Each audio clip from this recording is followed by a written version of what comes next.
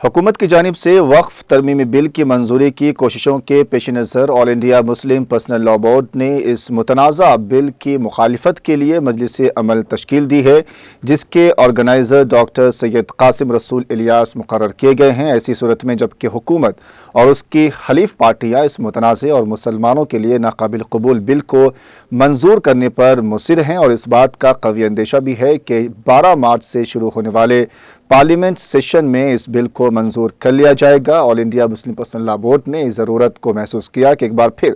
مسلمانوں کو مضبوط موقف جمہوری اور پرامن طریقے پر پوری قوت کے ساتھ حکومت اور اہل ملک کے سامنے رکھا جائے۔ آل انڈیا مسلم پرسنل لا بورڈ کا احساس ہے کہ یہ وقف ترمیمی بل ہماری اوقافی جائیدادوں کے تحفظ کے خلاف ہے، اور یہ کہ وقف ترمیمی بل وقف املاک کو ہڑپنے اور اس کی تباہی اور بربادی کے غرض سے لایا گیا ہے، لہٰذا اسے فی الفور واپس لیا جائے۔ ان حالات میں آل انڈیا مسلم پرسنل لا بورڈ کی مجلس عاملہ نے یہ طے کیا ہے کہ حکومت اور سیاسی پارٹیوں کے ضمیر تک دستک دینے اور اپنے احتجاج کو درج کرانے کے غرض سے آل انڈیا مسلم پرسنل لا بورڈ دہلی میں پارلیمنٹ کے سامنے جنتر منتر پر 13 مارچ کی صبح 10 بجے پر پرزور مظاہرہ کرے گا، اور اس مرکزی مظاہرے سے قبل وجے واڑہ آندھرا پردیش اور پٹنہ بہار میں بھی احتجاجی مظاہرے کیے جائیں گے۔ چنانچہ 8 مارچ 2025 بروز ہفتہ صبح 8 بجے تا 12 بجے دھرنا چوک بالمقابل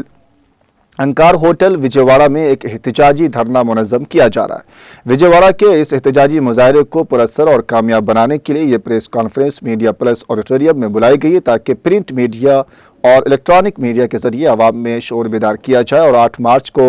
وجے واڑہ میں منعقدہ احتجاجی دھرنے میں بکثرت شریک ہونے کی ترغیب دی جائے۔ چونکہ وقف کا یہ مسئلہ ملی مسئلہ ہے اور ہم سب مسلمانوں کا بلا لحاظ مسلک و مشرب اجتماعی مسئلہ ہے، اس لیے اس میں بورڈ کے ارکان عاملہ، ارکان تاسیسی اور ارکان میقاتی کے علاوہ شہر حیدرآباد کے مختلف تنظیموں کے ذمہ داران موجود ہیں، اور ہم سب کی یہ متفقہ آواز ہے کہ اس متنازع وقف ترمیمی بل کی شدت کے ساتھ فی الفور مخالفت کی جائے اور قانون کے دائرے میں رہ کر جمہوری اور پرامن طریقے پر مظاہرے میں جوق در جوق شریک ہو۔ ہمیں احساس ہے کہ یہ ہنگامی طور پر فیصلہ ہے اور ماہ رمضان المبارک بھی درپیش ہے، لیکن ایسے حالات ہے